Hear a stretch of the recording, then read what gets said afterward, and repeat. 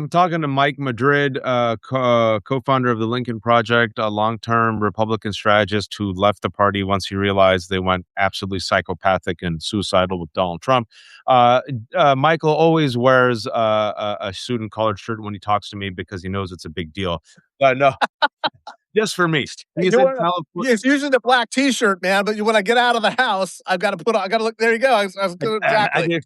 Mike's in California right now. He's talking to Senate Democrats in Sacramento, and he was telling them about the polls and what he's found. And Donald Trump is heading to State of the Union in about 5 hours. With some numbers came out this week, folks, and I'm like, I got to talk to Mike because I don't know if you recall, Mike, when we talked in the summer, I said, Mike, I think his numbers are going to get to 36% approval rating, and you're like, he's bad, Waj. I don't know. He'll have to really mess up. All right, can you tell him where he's at right now in the approval rating? Waj, you get your flowers, brother. You were 100% right. And now I'm even going to say it could go lower. Like, and a lot of us that do look at these ranges. It's kind of like watching people who watch different markets trends.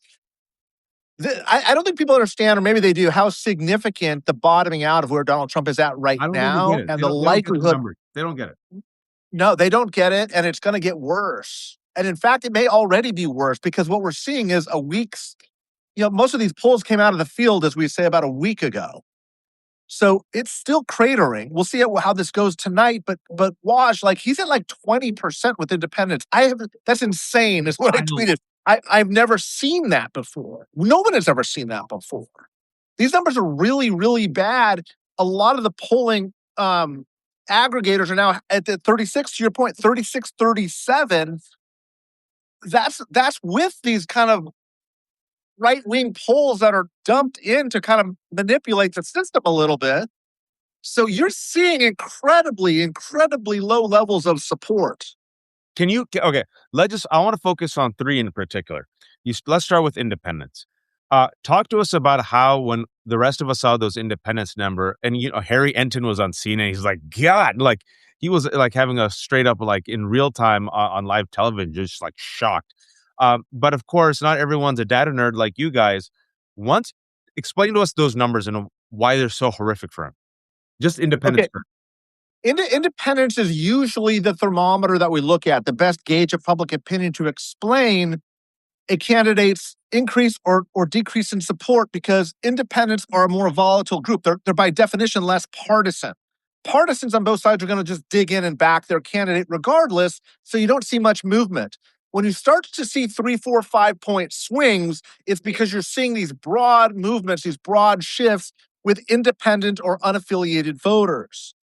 Very rarely do you see those numbers drop amongst independents, regardless of what's going on, below like a 40% floor. Okay? If you're seeing a 60-40 loss with independents, you're in trouble. Waj, we're talking low 20s.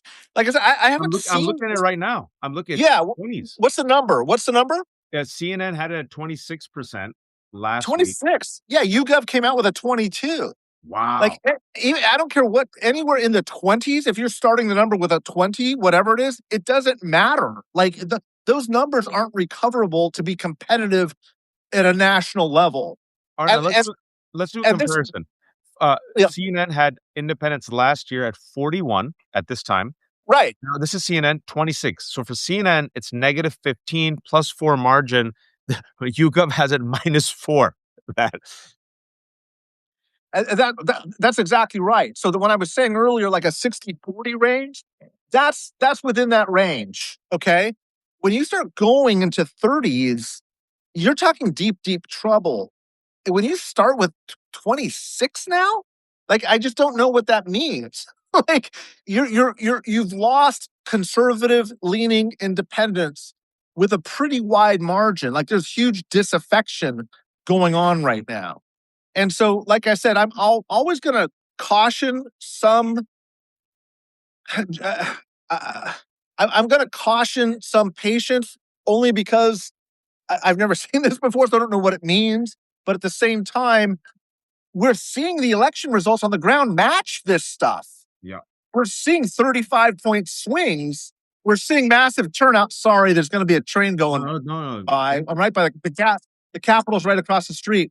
But when you start to see massive shifts, 30-point shifts, 40-point shifts, and dramatic turnout numbers like you're seeing in Texas, there's something going on that is beyond what we normally look at as tools to understand what the weighting of a poll looks like to give us an accurate read. And as I think I've shared on the show before, the polling was off by 12, 15 points in New Jersey. It was off by more than double digits in Virginia. It was off by 15 points in California. It was off by 12 points in Miami. It was off by 20 plus points in the special districts in Texas. This is why we don't have a way to gauge this environment, but people are that upset at this moment. That's what's happening. Yeah, and folks, Spanberger, they thought that she was going to win, but by double digits. Mikey Sherrill, they thought it was maybe a close race, double digits. The mayor, the mayor of Miami, a white woman, a Democrat. Yeah. These Latino Republicans and independents who haven't, and this is what's important, folks. They haven't gone Democrat. They just hate this mother effort, and they're Yes. willing to vote for Democrats. So now we got the independents, which is a shocking number. YouGov has it at 22%. Wow. CNN has it at 26%, meaning in 1 year he's lost negative double digits on independents. The second block, which I think is a huge block. If we look at each block by itself, it's disastrous for Republicans. But now let's add another pillar to this, which is crumbling: Latinos. So let me tell you what CNN says. Last year, he had 41% Latinos, not bad. Now, wow, he's at 22% with CNN poll with Latinos. That's a negative 19. Let's just focus on Latino voters and why this alone is disastrous for Republicans. So the historic range for Republicans in the worst of times, I'm talking about a 30-year trend line, is to have them at about a 27 to 29 point baseline. This was before all the rightward shifts. This is before this changing decade of things happening and going on. In places like California, Texas, it was very traditional to see Republican support sitting. Remember, when George W. Bush got like 30%, the whole world was like, oh my God, this guy got a ton of Latino votes back in the year 2000. That was 25 years ago. Somebody's been doing this for 3.5 decades. A baseline Republican support level of 27, 28, 29 is normal. I've been saying over the course of the past year, as he's getting down to the mid-low 30s, all of his performance from 2016 has been wiped out. He got in low 30s in 2016. He's built on that. Trump, I'm talking about, has built on that incrementally over the past decade. We're now at Bob Dole numbers. Okay, like this is bad.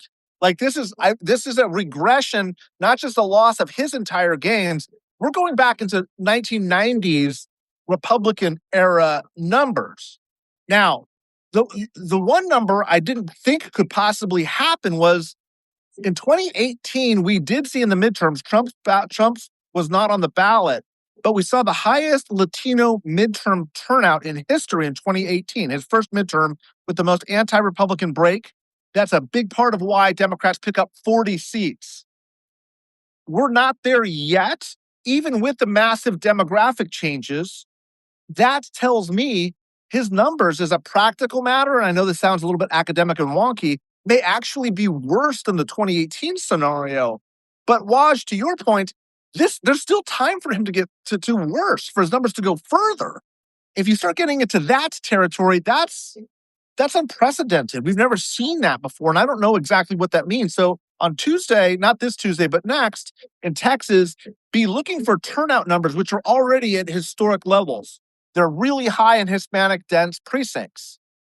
And you're seeing splits. In Texas, you don't register as a party, but when you do show up, you get to pull a ballot, as we say. You say, I want to vote in the Democratic Party or the Republican primary. And everybody gets to vote that way.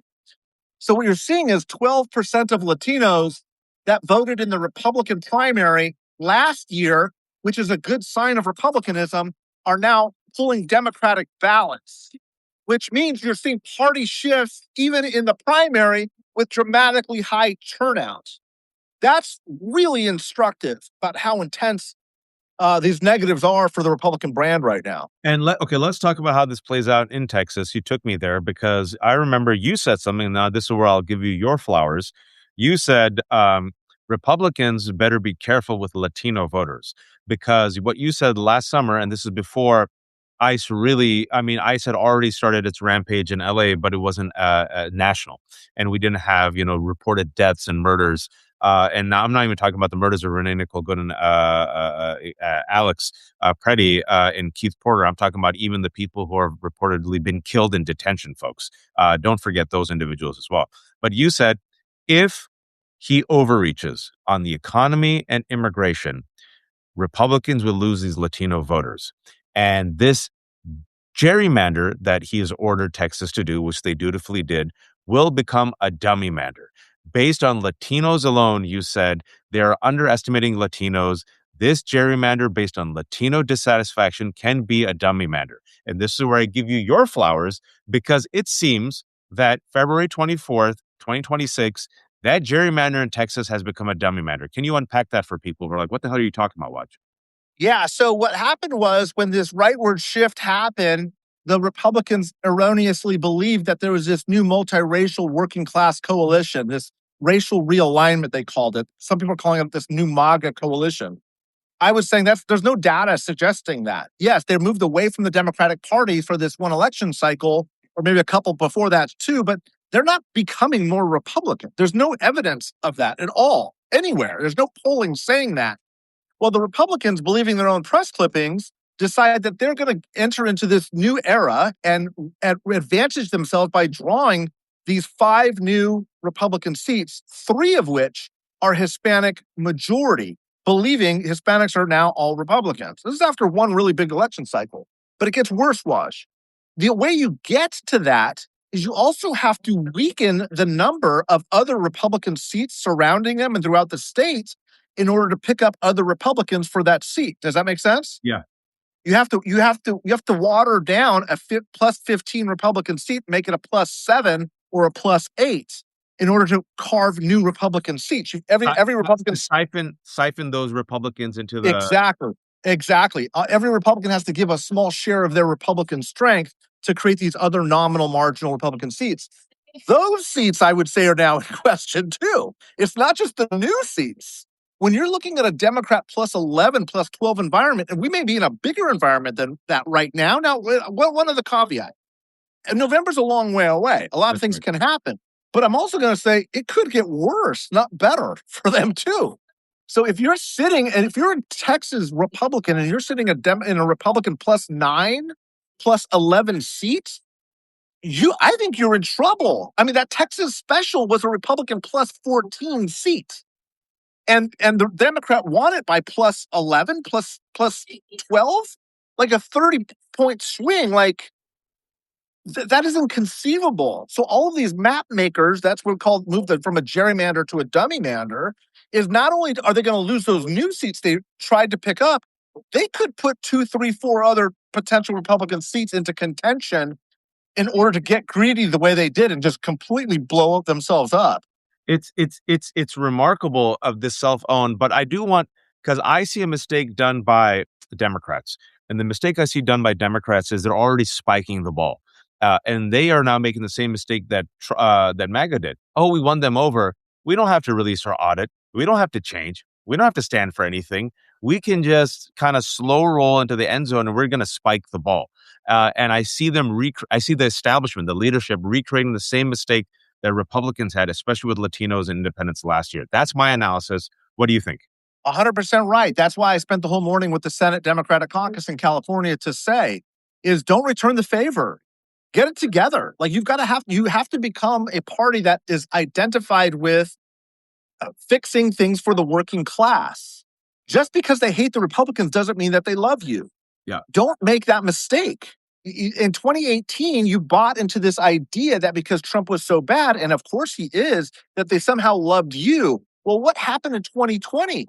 Biden barely won. Remember, all the polling was showing Biden up 6, 7 points, but he barely squeaks it out in places like Arizona and Georgia, Pennsylvania, with these increasing Latino vote shares, and Latinos shifted to the right in 2020.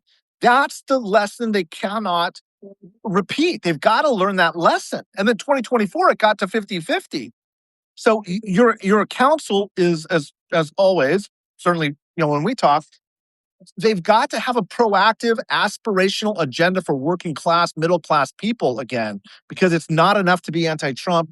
Don't rest on your laurels. Don't spike the ball. Stand for something. Because if you stand for something also, Waj, you could probably goose these numbers a couple, 3, 4 more That, points on top of this baseline. that's exactly it. I mean, and I look at the numbers and I see a failure of leadership with the Democratic Party because they're playing the James Carville possum.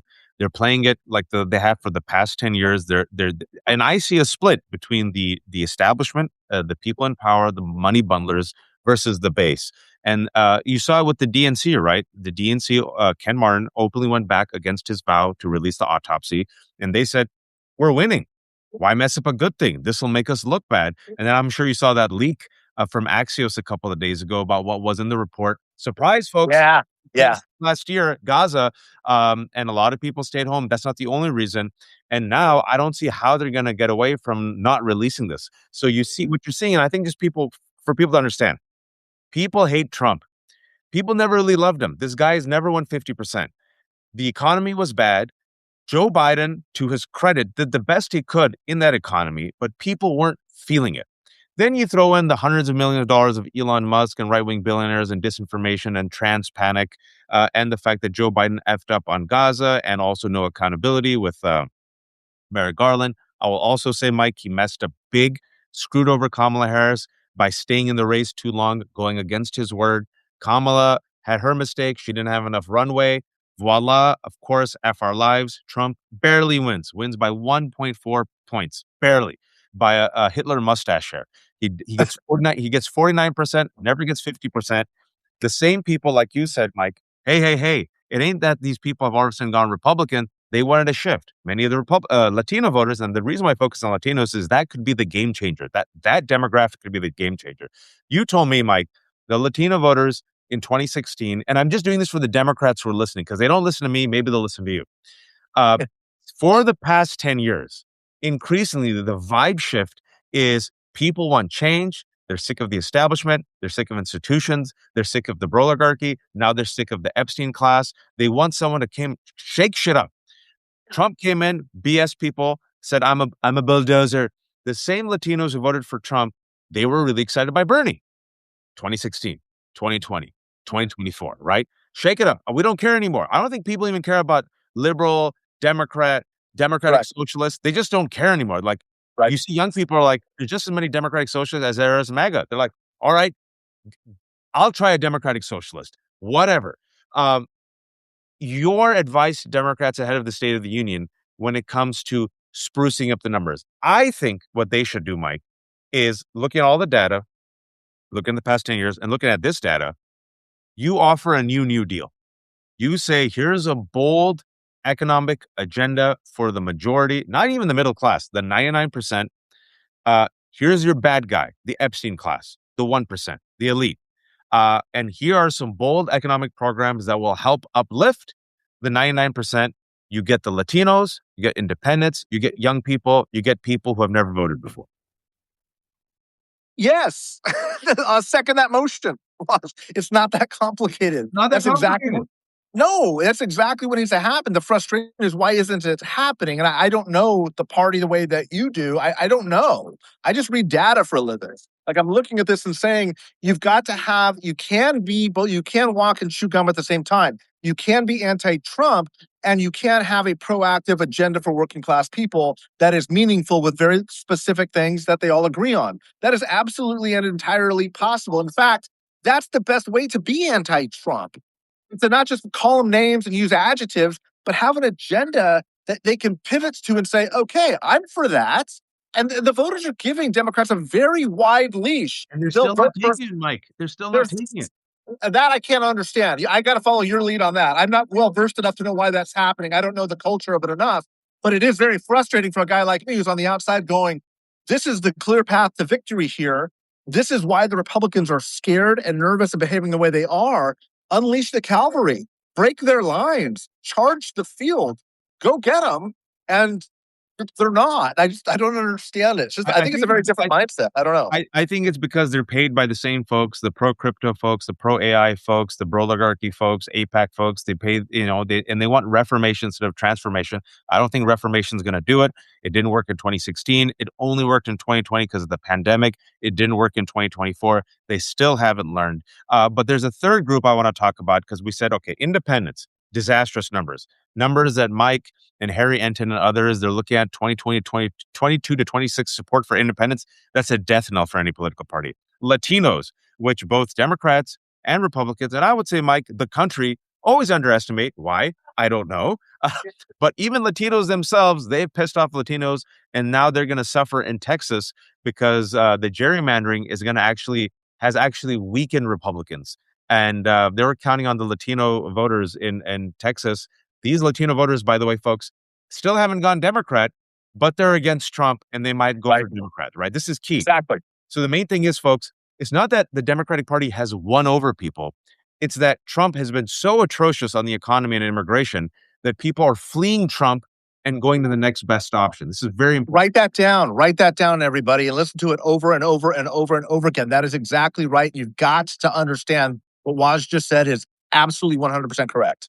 And then the third group, and this is fascinating. Talk to me about young voters. Yeah, and look, I don't think there's anybody who's more compelled by what you are saying and this lack of results or a policy plan than what we're seeing with young voters. That is absolutely this disaffection, this disenfranchisement, this lack of trust and belief that if they vote the way young people have always voted, that they're going to get any sort of results. They're quantifiably not seeing their life getting better. And there's a trust problem that the Democratic Party has built up as a result. Now, there's a lot of overlap between Latino and voters of color, where they've been hemorrhaging a little bit because younger people in this country tend to be non-whites. But this younger generation doesn't have the partisan allegiance that previous generations did before. They are not seeing systems ever work in their lifetime. They're like, this is madness. Like, why do you deliver services this way? Why would I even go to college and take on all this six-figure debt for something that's not going to pay itself back for a home I'm never going to be able to own? I can't buy a house. None of this works. There's no job market that's meaningful. What is government doing? And they're seeing, even in very deep blue states, a failure is probably a strong word, but they're not seeing the results that they need. So the burden of proof, the Democrats have been given an extraordinary second chance, which is very rare in politics. Certainly this big and certainly this quickly after the Republicans thought that they had realigned the fastest growing segment of the electorate. Young people are moving back, but they're moving away from Republicans, not towards Democrats. This, again, you've got to open up. You've got to take advantage of this gift that they've been giving. Don't squander it like 2018. Have some policy solutions. Have some specifics. Remember in 1994, this is, I'm an old guy now, but in 1994, Frank Luntz developed a contract with America. He told a 10-point plan. This is what Republicans stand for. If you're willing to kick the Democrats out, the Democrats had a majority for 40 consecutive years. If you kick them out, here's the 10 things we're going to do. Come up with that same archetype. Here's the 10 things we're going to do. Like, why can't you say that as a party? Why can't you say what you stand for? And this is the problem, folks. And I think people are like, Waj, you hit the Democrats. Why? Because I see the problem that's going to happen, even if they win, folks. We're going to be back here in 2030, 2028, assuming there's still free and fair elections. Democrats are going to be weaker, right? And then you're going to have a resurgent MAGA movement that comes from the aspect of Trump, even we have free and fair elections, right? If you don't stand for something, tell me what you're willing to fight for. Nothing. You stand for nothing. You're willing to fight for nothing. What is your policy? Okay. Now they're using the word affordability, Mike. Okay, give me a specific. What plan? Yeah. No plan. Accountability. What plan? No plan. Immigration. No plan. ICE. Word salad. APAC. Meh. What do you stand for? And the thing is now you have the Carvel establishment model, play possum, roll into the end zone, spike the ball, you win. What I'm saying, folks, is winning is not enough. You win, sure, But now you've further eroded trust in your own party because, yeah, you'll get in there, but a whole bunch of people say, oh, business as usual, restoration, no transformation, no ideas, no affordability, no accountability. You stand for nothing. And then what's going to happen? More disaffection, more rage, and you're going to get a lot more democratic socialists, folks. So if you want to stop the creation of democratic socialists, anarchists, nihilists, I'm going further down the left. I'm giving them all the fear mongering. You have to fight for something, stand for something. They stand for nothing. They fight for nothing, Mike. And it's 2026, and it enrages me. And then they say, Mike, they say this: it's a big tent, Waj. Doesn't matter. Republican is a big tent, but they still agree on three things. The Republican Party has always agreed on three or four things. You got to give me three or four things that someone has to latch onto. And if they're unwilling to latch onto it, what does the Republican Party do? Bye. Goodbye. You're out. If you can't, yes, amen. Look, if you can't say what three things are that you stand for, you're not really a party, are you? Like three, just give me three. I don't need 10. Give me three.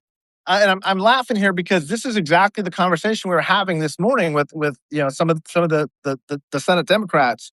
The affordability term doesn't mean anything without specifics. Nothing. You're not saying it. You're not saying anything. And the voters are smart enough to know that. They're so cynical now. They've lost so much trust that when they hear that without policy specifics, they're just like, their eyes roll back. They're like, here we go again. Like, I can't vote for the Republicans, of course, but I've got to vote for these guys again. Like, I get nothing from either side. And that's the cynicism that's there. And what I told them, and again, they're getting this from a guy who spent his lifetime and career in Republican politics and obviously worked very hard against Trump with the Lincoln Project, is the real change in American politics comes when you criticize your own party, not the other guys. Everybody expects you to criticize the other guys on the other side. Change comes and courage when you stand up with courage and start saying, that's not working. I don't care whether it's our interest groups or our systems or our policy proposals. If it's not working, it's not working for working class people. Stop being on the R or D side. Stop being on the red or blue side. Start being on the working people's side, poor people's side, people struggling. Fight for them. Have a plan. Listen to what they're telling you, because they will tell you what to do. And if you make that your a working class people's party, that makes all the difference. But if you can't do that, what are we even doing here? Like, what are we doing? Well, they want to win for the sake of winning, Mike. That's what it is. Yeah. They want to. Gavin Newsom is running because he wants to win. They feel like it's their birthright. That's why I'm just calling her out. Like, what are you fighting for? Nothing. Why are you running? Because you want to win. Because you want power. Okay. Guess what? The base isn't there. People aren't there. If you are willing to, I feel very strongly about this, and I know it's a risk, but I'm looking at the data, and if no one listens to me, and I feel like if they could listen to me, they could not only win, they could transform. If you fight for something and you go 10 toes down, even if people don't believe in all 10 of the things, if they believe in 5 or 6 of the things, but if you're willing to fight for it, that shows authenticity, it shows passion, it shows a plan, it shows that, okay, you believe in something, they'll vote for you, Mike. And especially if those 3 to 4 things are something that make their life markedly better, especially when it comes to the economy or healthcare, they're like, all right, I might not agree with him on foreign policy, on ICE, maybe he's a little too left on me, but yeah, he has a really good point. Why do the rich always get tax cuts? And why are we building these data centers? And why is AI and crypto driving the economy? And these people sound psychotic. What about the working person? Yeah, affordable child. You know what? At least try. This guy's willing to try. He's articulating my fears and concerns. He's willing to fight. I'll give him a shot. I think they run the tables, Mike. I think in this moment, they'll run the tables. And then you elect, hopefully on a national level, assuming we have free and fair elections, an FDR candidate who now has a mandate to do FDR shit. An FDR candidate is the right way to say it. You got to build, you got to grow, you got to have working class. Yes, all of that. I want to ask you this final question. What do you expect from Trump? Because Trump, he's going into State of the Union with these numbers. He's going to the State of the Union with the Supreme Court, his Supreme Court slapping him down, trying to save him from himself. But him being a dumbass responds and says, I could do anything I want. I can even destroy the country. They're idiots. They're losers. He mocked them, folks. He ridiculed them. I'm not making it up. I'm paraphrasing literally what he said. And then he responded with the 15% tariff. And I think the Supreme Court was saying, this is terrible for you and the economy. We're trying to help you. So the Supreme Court has slapped him down. His signature issue, the economy failure. His second signature issue, not just his, but Republicans, negative double digits on immigration, which is wild. What does he have, Trump? He's going to have lies, but he doesn't really even have that either. Because look, there's two things I think are going to be great tonight. The first is going to be when he walks by the Supreme Court and has to shake their hands on the way up. That's going to be really fun. No, he's not. He's going to be a petty fool. That's not going to go over well. But the other thing is he's going to lie and tell people that the economy has never been greater. Don't be outraged by that. Just realize no one's buying that anymore. And the more he says it now, it used to be like, how can people believe this shit? No one's buying it. He has nothing left but to play the old music box, the old, grinder music box to an audience that has had it. They're tired of it. Their Trump fatigue syndrome is real. It has set in.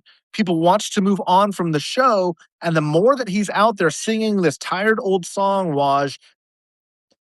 drive his own numbers even lower. The right thing to do is to make a pivot. He's not capable of that. He's not capable of that. He won't pivot on ice. He'll point to Mexico and say, that's what we're trying to prevent, all this violence. He's going to say the economy's never been better. It's just a hoax and you're being lied to and everything is great. People can see it with their own eyes. They can feel it with their own pocketbooks. It's played out. It's tired. And people are done and they're starting to get angry. That's why we're seeing the turnout numbers that we're seeing and the anti-Trump numbers in the polling that we're seeing. Yeah, folks, and it's an opportunity for Dems. And the reason why I push the Dems is because, folks, believe it or not, I want them to win, but I want the right Democrat to win. And that's where I'm at right now. I want the right Democrat to win because if not, this merry-go-round is going to spin again in 2032, 2028. Right. And folks, we might have our first Nazi president if we have free and fair elections. If you're not paying attention to the right wing, I do. I pay attention to them. And I'll say this, folks, I don't know if you've seen this, Mike. I think this is another issue that Democrats need to jump on. They're behind the eight ball on this because of the amount of money that AI and crypto has spent on Dems. Is you're hearing Steve Bannon and Marjorie Taylor Greene go further to the left than Democrats and warning about the dangers of AI. I haven't heard that yet from Democrats as much. And I don't know if you saw the latest polling data on data centers. Americans hate these data centers. I have seen polling data that is over 85% against. People hate them. Yeah. So just saying, don't listen to me, listen to Mike. Mike, you made time. I'm not going to keep you late. Shamelessly promote yourself, sir. I appreciate you guys. Thanks, listeners. I'm at The Great Transformation here on Substack. If you can help support, that would be great. Got to pay for all these polls to get you all the data that I can. I'll be reporting back regularly as we head into the midterms. I write on this stuff all the time. So best place to find me is, again, here on Substack, The Great Transformation. And always love being with you, Waj. Thanks for the opportunity. No, thank you for making the time, folks. And the 1,600 people are watching us. This is Mike Madrid.